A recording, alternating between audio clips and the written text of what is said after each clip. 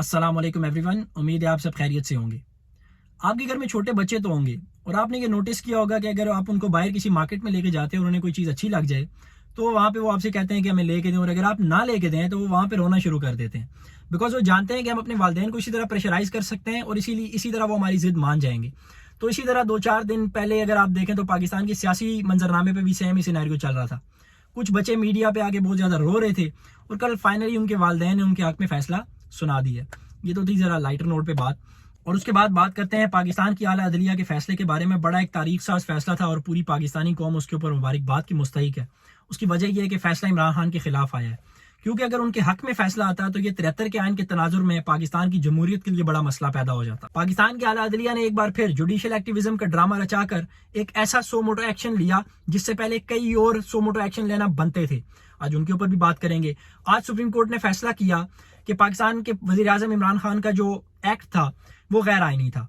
कासिम सूरी का एक्ट भी गैर आइनी था। उन्होंने उस फैसले को रिवर्स कर दिया। हम बिल्कुल पूरी कदर के साथ मानते हैं सुप्रीम कोर्ट के फैसलों को, और ये साबित किया कि पाकिस्तान के तमाम इदारे बड़े खुशउस्लूबी से काम कर रहे हैं। मगर उससे पहले जरा हम अपने कॉन्स्टिट्यूशन के बारे में कुछ ग्राउंड रियलिटीज भी तो देख लें।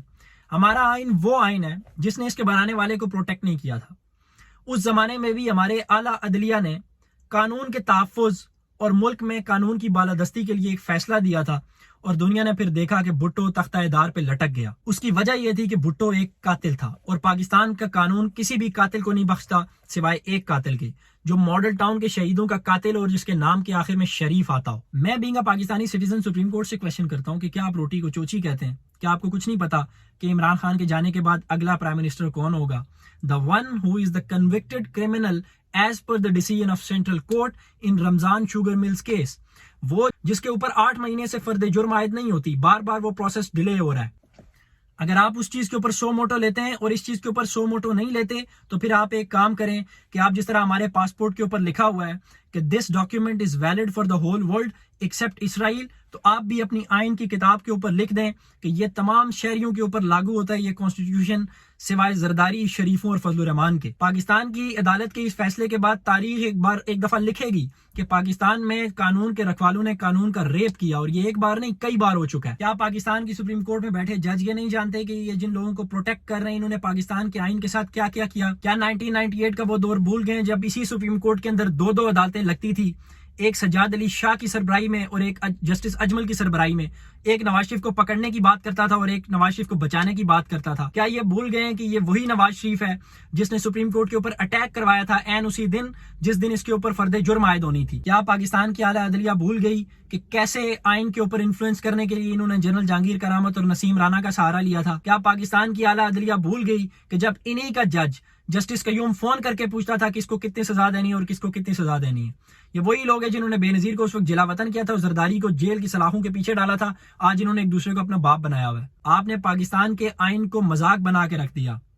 आपको बताया गया कि डिप्टी स्पीकर के पास बड़ी वैलिड रीजन थी वोट ऑफ नो कॉन्फिडेंस को रिजेक्ट करने के लिए। फॉरेन इंटरवेंशन का केस था, आप उसको इन्वेस्टिगेट करते, इमरान खान को झूठा प्रूव करते, वो लेटर आप कहते कि हमें खोल के दिखाओ, हमें बताओ, इन कैमरा ब्रीफिंग लेते और उसके बाद फैसला करते कि इमरान खान झूठ बोल रहा है। आपकी मुल्क की सालमियत खतरे में पड़ती है। आपको थ्रेट किया जाता है, आपके एम्बेसडर को बुला के उसको जलील किया जाता है कि अगर वोट ऑफ नो कॉन्फिडेंस नाकाम हुई तो पाकिस्तान को संगीन नताइज का सामना करना पड़ेगा। आपने उसके ऊपर सो मोटो नहीं लिया। आपने सो मोटो लिया तो सिर्फ शहबाज शरीफ और उसके बेटे को प्रोटेक्ट करने के लिए। अभी हमें यह भी पता चला है कि नवाज शरीफ साहब के प्लेटलेट्स इस वक्त तारीख की बुलंद तरीन सतह पे पहुंचे हैं। बहुत जल्द वो आने वाले हैं, अवाम के सेंटिमेंट्स गेन करने वाले हैं, और अदलिया फिर उस टाइम कहेगी कि हम तो आइन के पासदार। आपको ये बताया गया कि पाकिस्तान की मुंतखब हुकूमत को डैमेज करने के लिए उनके MNAs को परचेज किया गया। 15-15, 20-20, 25-25 करोड़ की बोलियां लगाई जमीर फरोशों की, और उसके बाद आपने उसके ऊपर कोई सो मोटो नहीं लिया। आपके पास सदारती रेफरेंस जाता है इस मामले को इन्वेस्टिगेट करने के लिए, आप उसके ऊपर कोई सुनवाई नहीं करते। आप सिर्फ इलेक्शन कमीशन के साथ मिलकर ये कहते हैं कि हम अभी प्रिपेयर नहीं है इलेक्शंस के लिए। आपने इमरान खान के हाथ बांध के असेंबली का इजलास बुलवा लेना है, और उसके बाद क्या होना है कि पाकिस्तान के अंदर ये जो डेमोक्रेसी की एक लहर चली थी पिछले 2 अदवार में, उन दोनों गवर्नमेंट्स ने पूरा टाइम लिया, 5-5 साल पूरे किए, उसके बाद वो चीज कभी नहीं आएगी। उसकी वजह ये है कि जिसके पास अरब रुपए होंगे, 20-25-30 अरब रुपया लगाएगा, जमीर फरोश जो चौकों के ऊपर बैठे हुए होंगे उन्हें खरीदेंगे, और मुंतखब हुकूमत के खिलाफ जो आवाम का मैंडेट लेके आई होती है गवर्नमेंट, उसके खिलाफ जाके अपोजिशन की बेंचों में बैठ जाएंगे। और दुनिया में ऐसा कहीं नहीं होता कि अपोजिशन लीडर जो है वो मुल्क का वजीर आजम बन जाए, کیونکہ وہ اسٹیبل گورنمنٹ نہیں رہتی. آپ کو ہر پارٹی کو خوش کرنا ہوتا ہے. ہر دوسرے دن ملک کرائسس میں جائے گا. آلریڈی آپ معاشی اور سیاسی اعتبار سے بہت نیچے جا چکے ہیں. آپ کو اپنے ملک کی کوئی پرواہ نہیں ہے. آپ کو پرواہ ہے تو صرف شریفوں کو پروٹیکٹ کرنے کی, اور یہ آج سے نہیں ہمیشہ سے چلی آ رہی ہے. پاکستانی پریشان نہ ہوں, اللہ پہ بھروسہ, اور اس کے بعد عمران خان سے بڑی امید ہے کہ وہ بہترین سرپرائز دیں گے. آج شام کو وہ قوم سے خطاب کریں گے. قوم کپتان کے سرپرائز کے لیے بےتاب ہے, اور کپتان نے جیسے کہا تھا آپ انجوائے کریں گے, تو ہوپ سو ہم ایک بار پھر انجوائے کریں گے. مگر میں پاکستان کے اعلیٰ عدلیہ سے کہوں گا کہ یہ پاکستان کا بڑا قابل احترام کانسٹیٹیوشن ہے. یہ کوئی آنڈو بکرا نہیں ہے, جب دل کیا اس کو گلے سے پکڑ کے ذبح کر دیا. اس کو پروٹیکٹ کرنا, پاکستان کے اندر قانون کی بالادستی قائم کرنا, یہ آپ کی ذمہ داری ہے. کسی اور دن کسی اور ٹاپک پہ بات کریں گے انشاءاللہ. تب تک اپنا خیال رکھیے گا.